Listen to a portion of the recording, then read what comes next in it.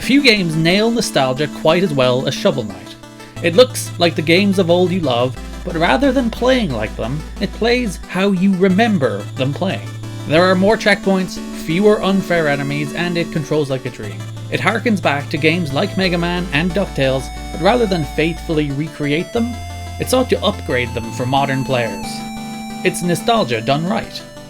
Taking what you know and love and reinventing it, putting a new and interesting and fresh spin on it without simply leaning on what those games used to be. There is a lot I love about Shovel Knight. The gorgeous pixel art, the pulsating energetic soundtrack, the cool overworld map, the lovely hub town, the precise controls, the mostly fair difficulty, with the only exception being insta-death spikes. There should never be insta-death spikes in any game known to man, get rid of them, they're the worst. The great levels, the cool boss fights, all of that rules. But there is one thing that I come back to over and over again. One thing that's stuck in my head, and I replay every few months. Shovel Knight has one of my favourite first levels of all time. A lot of it may well be the music. The Strike the Earth Plains of Passage theme from Shovel Knight, both the base game and the From the Shadows Spectre Knight remix, are absolutely incredible. They're among the best songs on one of the best video game soundtracks in a very long time. So with music that good, I'm highly likely to revisit those levels over and over again. But it's not just the music. From top to bottom, the first Plains of Passage level in Shovel Knight teaches you the majority of the core skills and ideas you'll need for the whole game.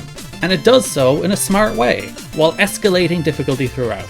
You start the level and come across a pile of treasure to dig, teaching you about your trusty shovel attack. You then learn you can use that shovel on enemies, killing them mercilessly. You can jump, you can pogo, you can break dirt. After that, your first real obstacle is traversing a gap higher than you can jump. There is a nice bubble sitting there for you though, and a floor to catch you if you screw up. At no stage does the game pop up a little text box and say press down as you jump to pogo on the bubble. It trusts the player to use what they've learned so far and apply it to the situation. That kind of elegant, effortless, unobtrusive tutorial is deeply missing from a lot of video games these days. From there, the game starts to ramp up the difficulty, introducing moving platforms, and then moving platforms over obstacles. Insta-death spikes, it turns out. Grrr. Then we get a mini-boss, a really cool looking dragon to bounce on the head of. We get a second of those dragons later in the level, this time with the added layer of a pit you can fall in if you miss your pogo bounce. Now you have all the skills you really need for the game, and the level focuses on introducing new obstacles and enemies and encouraging you to look for secrets, of which there are plenty. The neat thing about secrets too is the risk-reward nature of them. They usually come with a platforming challenge, so if you want the goodies, you're going to have to earn them, or you just fall in the pit and die. I usually fall in the pit and die. The level then culminates in a boss fight with Black Knight. Most of what Black Knight does mirrors Shovel Knight's skill set, so it feels like a fair fight. There's little the game suddenly throws at you that you haven't seen before, because you've done it all yourself. Also, Black Knight's design is just the coolest. I would say why haven't they made a spin-off campaign based on Black Knight, but could it really just be Shovel Knight? Still. I want a Black Knight campaign. God damn it, Yacht Club, you've only made 4 of these campaigns. Can you not make one based on the character I like? His boss fight is really cool though.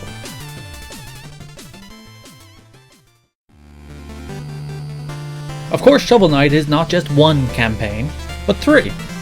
It's really neat to see that first level repurposed and reimagined for the Plague Knight and Spectre Knight stories. Both those characters have a completely different skill set, but the broad structure of Plains of Passage is pretty similar. Spectre Knight is all about climbing walls and chaining jumps through enemies and obstacles with his really cool horizontal slash.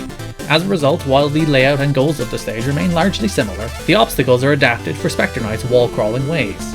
Equally, Plague Knight's first stage is built for his momentum-based bomb jumps. I much prefer Spectre Knight. Plague Knight's bomb jumps always felt finicky to me. It's probably because I'm not good, and I kind of accept that I'm not good. And Spectre Knight just feels much more fun. He's running out of walls and slashing through things like a badass, as opposed to Plague Knight who's like, I have to charge my bombs, oh no! But I can't deny that the level tries its damnedest to teach them to you. I'm just too stupid to learn it, probably. Just go down into the comments and comment get good. That's really the moral of the story here.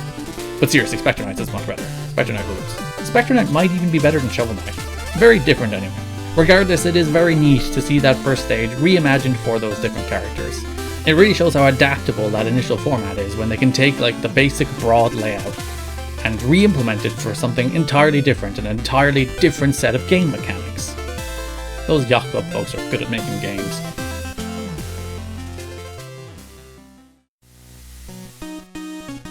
Everybody has their media comfort food. There's a reason I've watched every episode of The West Wing 6 times after all. I have never replayed all of Shovel Knight, but rather, once every couple of months, I'll scroll through the games I have on Switch, see Shovel Knight Treasure Trove, and throw 10 minutes at playing through the first level again. It's familiar and rewarding and pleasant in all of the right ways. It's a brilliant piece of level design that unobtrusively tutorializes its core mechanics, and it gives me that hit of what made Shovel Knight so special, without me having to play through the whole game again. Plus, the Plains of Passage music really is that good. Maybe it is just all about the music after all.